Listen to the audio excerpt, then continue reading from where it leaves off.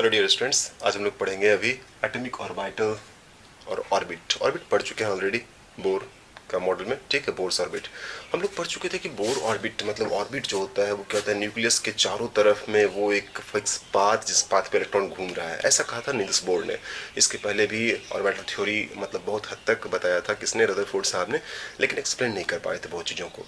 और इस orbital theory को मतलब जो सोलर सिस्टम में जैसे ऑर्बिट है उस तरह से इस थ्योरी को एक्सप्लेन करने का काम किया नील्स बोर साहब ने। नील्स बोर साहब ने बहुत हद तक उसे एक्सप्लेन किया, कुछ पॉस्टुलेट्स दिए, ठीक है। लेकिन काफ़ी सारे जब स्पेक्ट्रा आना शुरू हुआ, मतलब एटॉमिक स्पेक्ट्रा की जब बात आई, तो एटॉमिक स्पेक्ट्रा में नील्स बोर साहब का वो जो ऑर्बिटल थ्योरी था, मतलब ऑर्बिट थ्योरी, सॉरी ऑर्बिटल नहीं, ऑर्बिट की जो थ्योरी थी वो बहुत हद तक काम नहीं कर पा रहा था, ठीक है। इसके बाद हेजनबर्ग साहब आए और हेजनबर्ग साहब ने बताया क्या कि इलेक्ट्रॉन का एग्जैक्ट पोजीशन और एग्जैक्ट स्पीड हम लोग कैलकुलेट नहीं कर सकते। और इसके बाद फिर पता चला कि इलेक्ट्रॉन जो होता है वो सर्कुलर पाथ पे नहीं बल्कि वेव मोशन शो कर रहा था। और उसके बाद पता चला कि वेव मोशन शो कर रहा है तो उसके एग्जैक्ट जो पाथ होता है जिससे हम लोग ऑर्बिट कर रहे हैं वो भी नहीं क्लियर है, ठीक है। मतलब सच में इलेक्ट्रॉन एक फिक्स पाथ पे घूम रहा है ये कहना सही है, मुश्किल था ये, ठीक है। तो फिर इसको लेके थ्योरी को और ज़्यादा बेहतर बनाना शुरू किया, ठीक है। नील्स बोर के साथ का थ्योरी था जिसमें कहा गया था कि ऑर्बिट मतलब इलेक्ट्रॉन्स न्यूक्लियस के चारों ओर एक फिक्स पाथ पे घूम रहा है, ये गड़बड़ हो गया, ठीक है। अब नया कॉन्सेप्ट क्या आ रहा है हमारे पास कि न्यूक्लियस के चारों तरफ इलेक्ट्रॉन एक फिक्स रीजन में, एक फिक्स एनर्जी लेवल में है, ओके। एक पार्टिकुलर रेंज में, एक पार्टिकुलर डिस्टेंस पे, कुछ डिस्टेंस ऑफ सेपरेशन पे ये इलेक्ट्रॉन के मिलने का टेंडेंसी, इलेक्ट्रॉन के फाइंडिंग का टेंडेंसी बहुत ज़्यादा है। और फिर एक पार्टिकुलर रीजन के बाद इलेक्ट्रॉन हमें नहीं मिल पाता है, फिर कुछ देर के बाद मिलेगा। अब इसमें भी इस लेवल में जो है जिसे हम कर रहे हैं एनर्जी लेवल, इस एनर्जी लेवल में भी इलेक्ट्रॉन क्या अपना अपना सब एनर्जी लेवल है, ओके। और जहां पे कि इलेक्ट्रॉन फाइंड हो रहा है, मिल पाएगा। इलेक्ट्रॉन एग्जैक्टली कहाँ मिल पाएगा, इसके लिए बहुत मुश्किल काम था ये पता कर पाना। कई सारे मैथमेटिकल कोऑर्डिनेट्स निकाले गए कि न्यूक्लियस से ये कहाँ पे होगा। जैसे हम लोग मैथमेटिक्स में एक्स वाई जेड एक्सिस से कोऑर्डिनेट निकालते हैं, वैसे यहाँ पे कोऑर्डिनेट निकाला गया, क्योंकि 3 डायमेंशनल सिस्टम है। और इसके कोऑर्डिनेट्स को फाइंड करने के बाद पता चला कि इलेक्ट्रॉन जिस पोजीशन पे, जिस एनर्जी लेवल को ऑक्युपाई कर रहा था एक पार्टिकुलर रीजन में, एक छोटे से जगह में, ठीक है, न्यूक्लियस के अराउंड कहीं ना कहीं होगा वो। और जहां भी इलेक्ट्रॉन था एक पार्टिकुलर एनर्जी, एक क्वांटाइज्ड एनर्जी को वो होल्ड किया हुआ था। और वो एनर्जी क्वांटाइज था, मतलब हमेशा उस एनर्जी लेवल को ऑक्युपाई करता कोई इलेक्ट्रॉन। अगर हम उस इलेक्ट्रॉन को एनर्जी दे देते तो वो हायर एनर्जी लेवल में जाता, और फिर एनर्जी अगर रिलीज करता तो फिर से लोअर एनर्जी लेवल में आता और उसी एनर्जी लेवल को होल्ड करता। मतलब एक क्वांटाइज्ड एनर्जी लेवल है सराउंडिंग में, किसके, न्यूक्लियस के चारों तरफ में। लेकिन ये क्वांटाइज्ड एनर्जी लेवल एक फिक्स पाथ पे है, ये नहीं, ठीक है। एक फिक्स पाथ होता है इलेक्ट्रॉन का, ऐसा नहीं था। मतलब ऑर्बिट जो हम लोग पढ़ रहे थे ये ऑर्बिट नाम की कोई चीज ही नहीं, ठीक है। तो फिर क्या है, एनर्जी लेवल, जिसको हम लोग बोलते हैं क्या, ऑर्बिटल, ठीक है। इलेक्ट्रॉन एक फिक्स पोजीशन को, एक फिक्स एनर्जी लेवल को होल्ड किया हुआ है।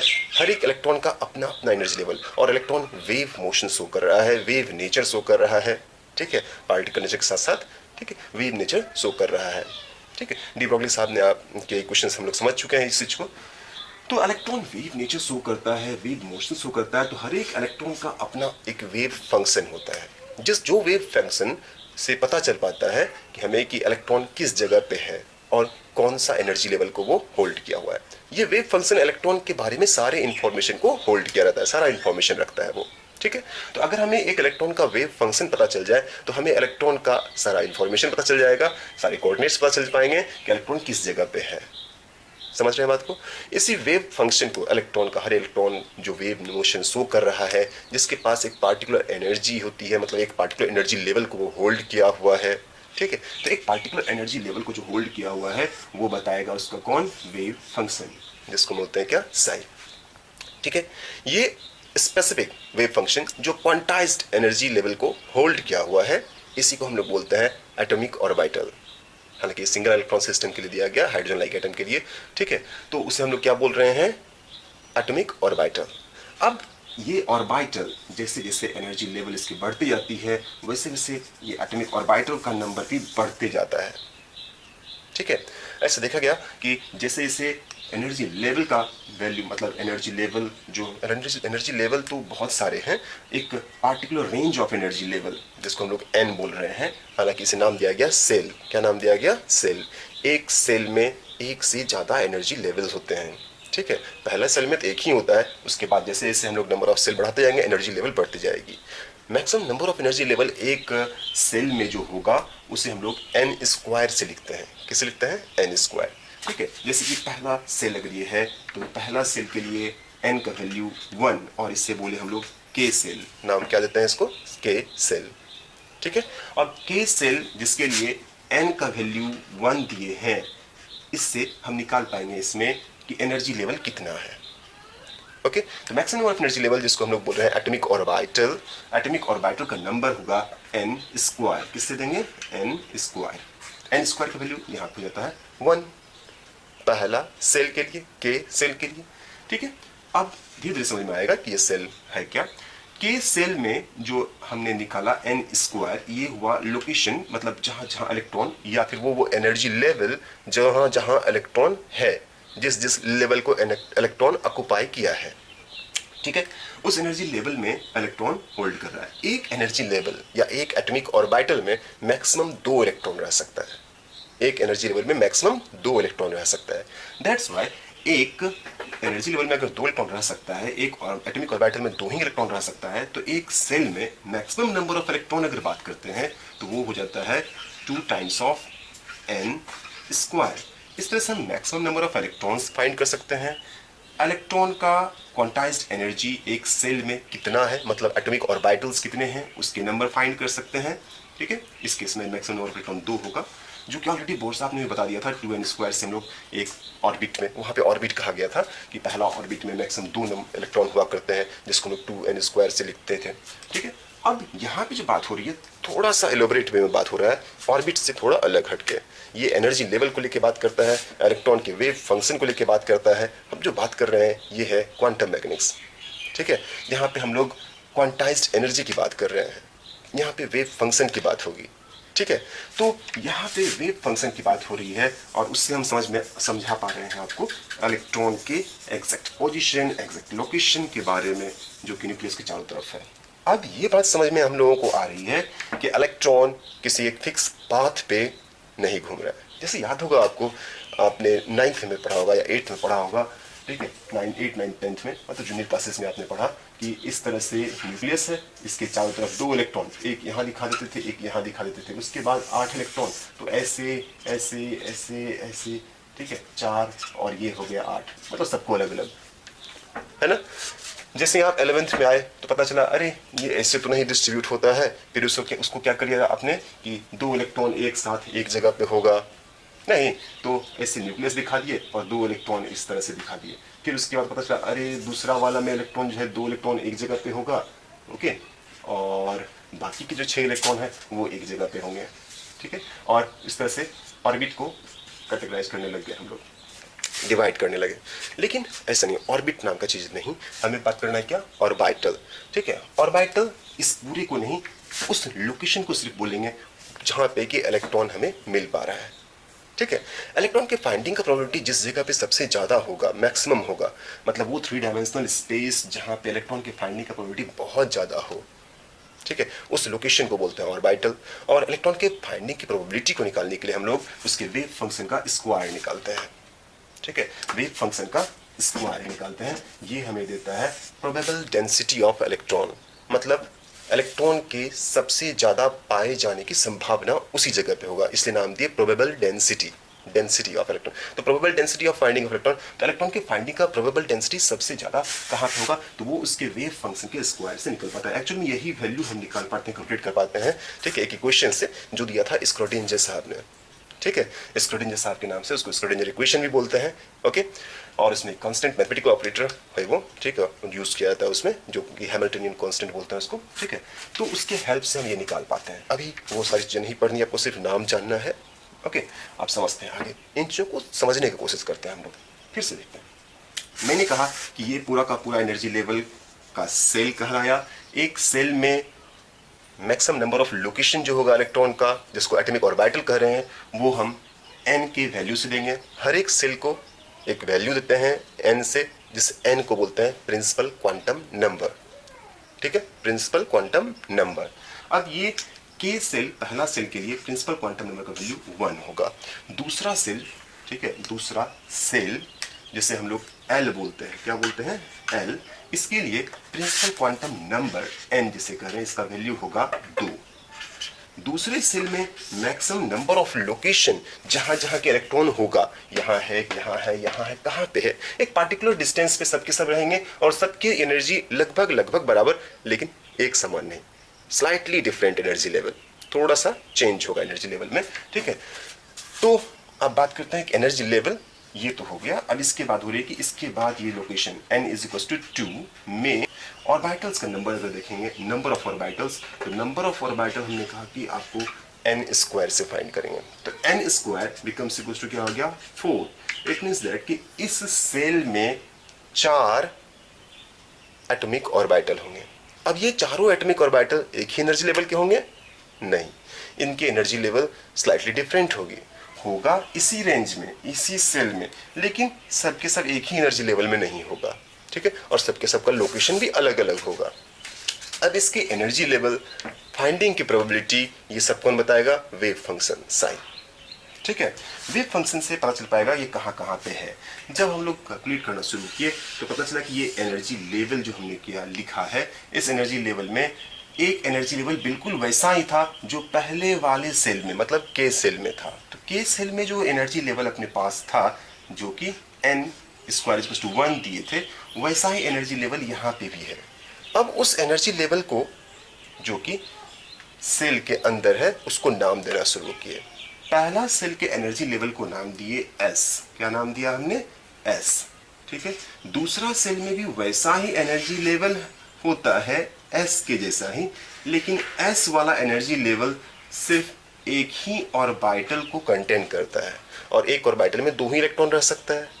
ठीक है, तो दूसरा वाला सेल में S एनर्जी लेवल तो है ही, मतलब S का ऑर्बिटल तो है ही, साथ साथ एक और एनर्जी लेवल है। ठीक है, बाकी के बचे हुए जितने भी ऑर्बिटल्स हैं वो सारे उसी एनर्जी लेवल में फॉल कर रहे हैं। ठीक है, तो कौन कौन से ऑर्बिटल, कितने ऑर्बिटल बच गए, तो मैंने कहा कि S एनर्जी लेवल में एक ऑर्बिटल। ठीक है, अब बचे कितने, 3, क्योंकि अपने पास टोटल नंबर ऑफ ऑर्बिटल कितने हैं, 4। तो 4 में से S चला गया एक ऑर्बिटल को लेके, अब बच गए अपने पास 3 ऑर्बिटल। तो जो 3 ऑर्बिटल बचे वो दूसरे एनर्जी लेवल में जाते हैं, जिसका नाम है P।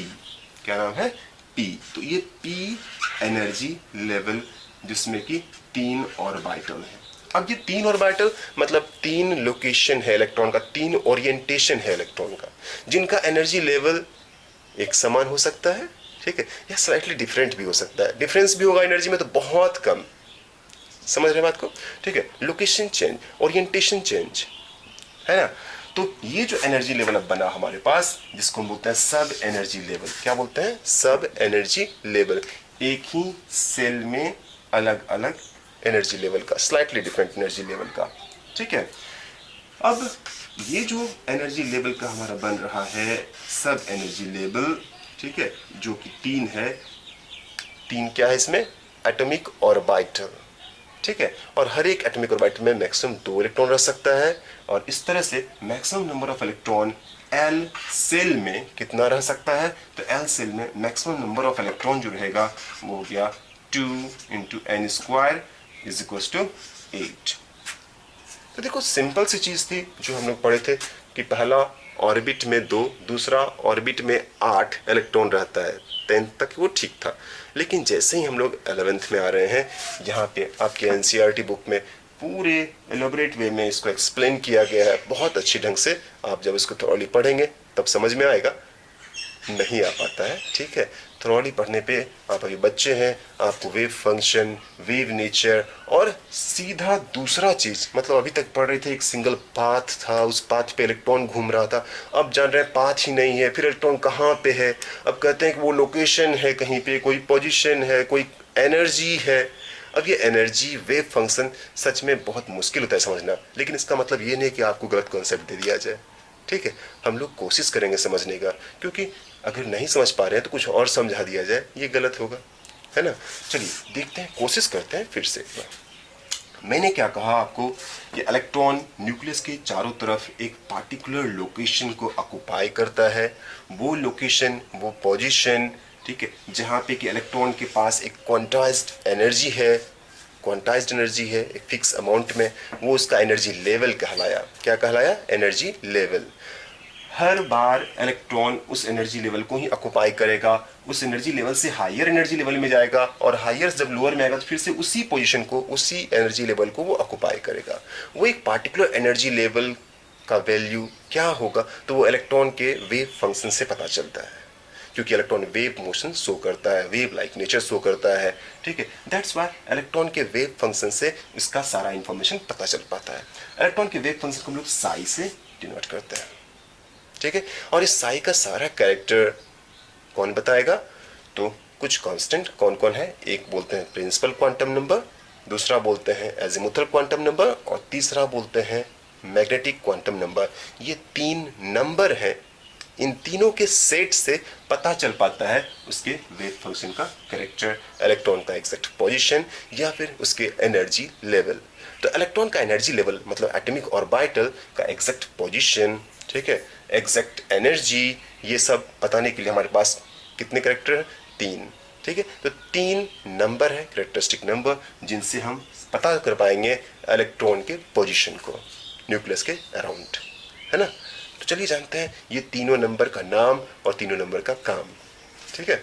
अब मैंने अभी कहा कि ये जो एक पार्टिकुलर एनर्जी लेवल, जिसको ऑर्बिट कह रहे हैं, एटॉमिक ऑर्बिटल, ऑर्बिट नहीं, एटॉमिक ऑर्बिटल कहते हैं।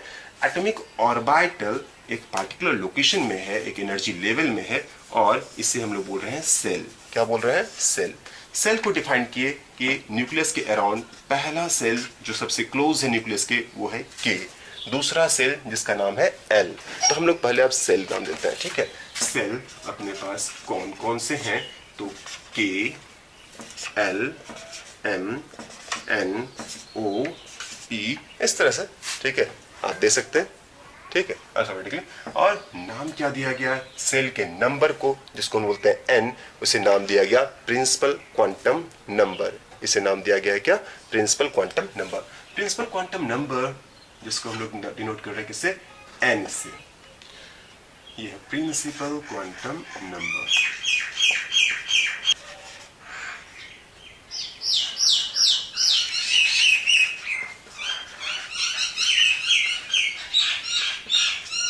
ओके, एन के लिए एन का वैल्यू 1, एल के लिए एन का वैल्यू 2, एम के लिए 3, एन के लिए 4, 5, 6 एंड सो ऑन।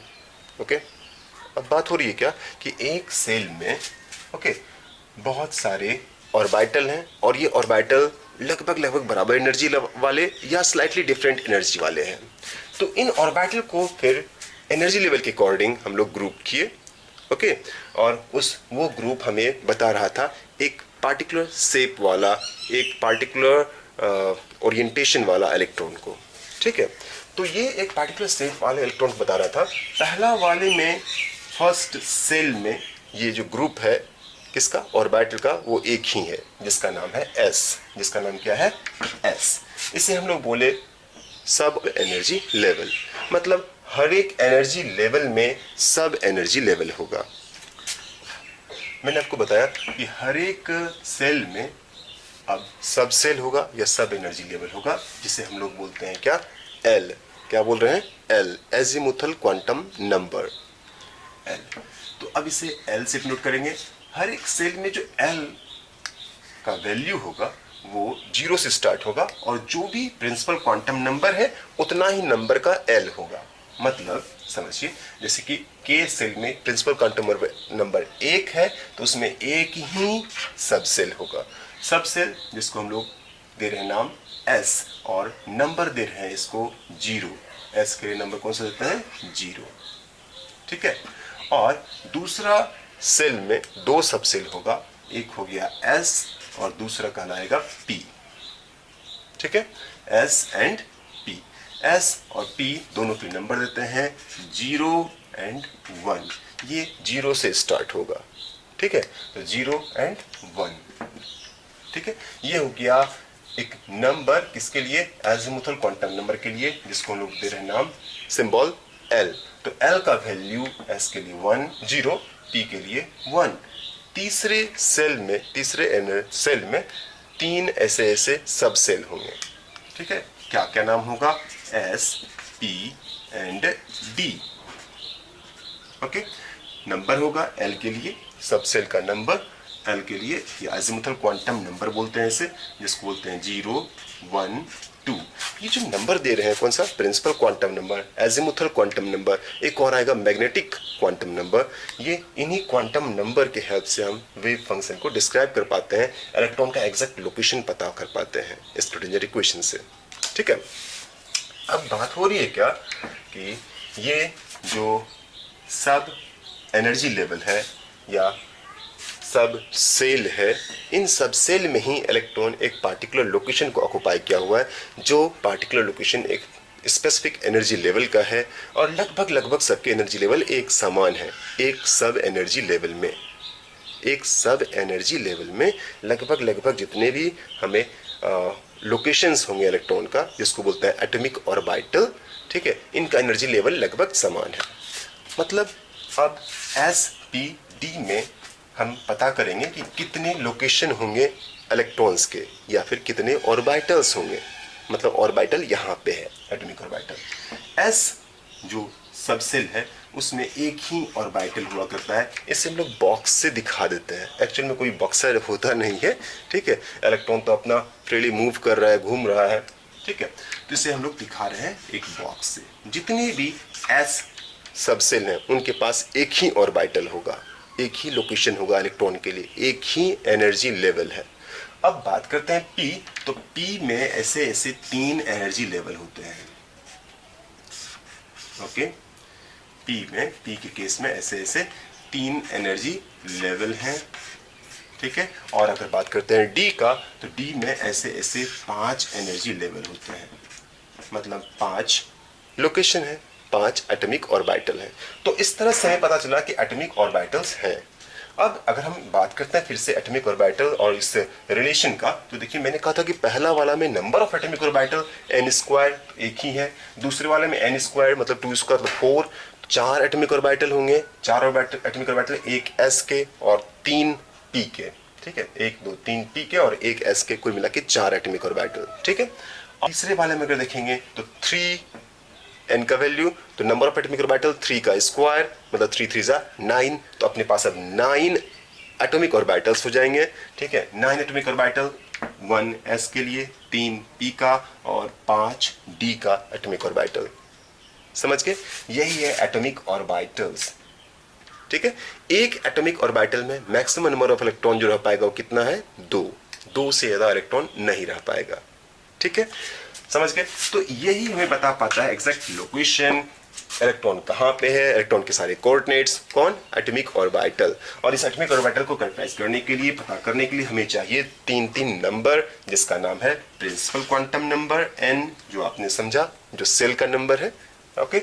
दूसरा एजिमुथल क्वांटम नंबर L, जो कि उसके शेप को बताता है, ठीक है, L जो हम लोग यहाँ पे लिख रहे हैं एजिमुथल क्वांटम नंबर, ठीक है। सब्सिडियरी क्वांटम नंबर भी बोलते हैं इसको, एंगुलर मोमेंटम क्वांटम नंबर भी बोलते हैं इसको, ठीक है। और तीसरा कैरेक्टरिस्टिक जो है वो है ये जो बॉक्स बना रहे हैं हम लोग एटॉमिक ऑर्बिटल के एग्जैक्ट लोकेशन को बताने वाला, जिसका नाम है मैग्नेटिक क्वांटम नंबर ML, ठीक है, मैग्नेटिक क्वांटम नंबर। यही 3 क्वांटम नंबर से हम पता कर पाते हैं। इनके सिवा एक और क्वांटम नंबर आपको पढ़ना है, जिसको बोलते हैं spin quantum number. Spin quantum number जो होता है वो इलेक्ट्रॉन के लोकेशन को नहीं बल्कि इलेक्ट्रॉन के स्पिन को बता रहा होता है, ठीक है। वो इलेक्ट्रॉन के स्पिन को बताएगा कि इलेक्ट्रॉन क्लॉकवाइज मूव कर रहा है कि एंटी क्लॉकवाइज घूम रहा है, ठीक है। तो हमने जाना कि इलेक्ट्रॉन का अपना एक एनर्जी लेवल है, एक पार्टिकुलर एनर्जी लेवल को ऑक्युपाई कर रहा है। ऐसे लगभग सेम एनर्जी लेवल वाले, चाहे यहाँ जहाँ पे भी हो, सेम एनर्जी लेवल वाले अलग अलग ओरिएंटेशन में अगर हैं क्या एटॉमिक ऑर्बिटल, तो इन सारे एटॉमिक ऑर्बिटल को ग्रुप करके एक जगह रखा गया, एक नाम दिया गया, जिसको नाम दिया सबसेल, जिसको नाम क्या दिए, सबसेल। मतलब एक सबसेल में एक से ज्यादा एटॉमिक ऑर्बिटल हो सकते हैं, पहला वाला में तो एक ही होता है, दूसरा वाला जिसको P बोल रहे थे, P में 3 होता है, D में 5 होता है एटॉमिक ऑर्बिटल। तो ये एटॉमिक ऑर्बिटल लगभग लगभग सेम एनर्जी वाले को ग्रुप करते हैं और ग्रुप करके नाम देते हैं क्या, सब सेल। ठीक है, समझ गए। अब देखिए, अब ये जो L एक पार्टिकुलर एनर्जी लेवल वाला इलेक्ट्रॉन, स्लाइटली डिफरेंट वाला दूसरा L का वैल्यू, जैसे L का वैल्यू एक जगह पे हमें आया, L का वैल्यू 0, L का वैल्यू 1, मतलब अब देखते हैं यहाँ पे 4 एटॉमिक ऑर्बिटल है, तो 4 एटॉमिक ऑर्बिटल थे, एक S का और 3 P का, कुल मिला के 4 एटॉमिक ऑर्बिटल। अब ये 4 सब एनर्जी लेवल, ठीक है, 2 है अपने पास, तो 2 तरह का सब एनर्जी लेवल 4 एटॉमिक ऑर्बिटल को होल्ड किया हुआ है, और ये सब लगभग लगभग एक ही एनर्जी लेवल में हैं, तो इन्हें नाम दिए सेल। क्या नाम दिए, सेल। तो एक सेल में एक से ज्यादा एनर्जी लेवल वाले ऑर्बिटल्स हैं और इन्हें ग्रुप करते हैं सब सेल में। ठीक है, सब सेल जो होगा, एक सब सेल में लगभग एक एनर्जी वाले इलेक्ट्रॉन्स, लगभग एक एनर्जी वाले एटॉमिक ऑर्बिटल्स को ग्रुप किया गया। समझ रहे हो बात को? ठीक है, अब समझिए, मतलब ये हुआ कि एक सेल, जैसे K सेल में सब सेल है S, L सेल में 2 सब सेल है S P, मतलब स्लाइटली डिफरेंट एनर्जी वाले। अब इस एक सब सेल में अलग अलग ऑर्बिटल है, एटॉमिक ऑर्बिटल, जो कि एनर्जी लगभग लगभग एक ही है, सेम एनर्जी लेवल वाले। ठीक है, ओके, क्लियर। तो ये था एटॉमिक ऑर्बिटल।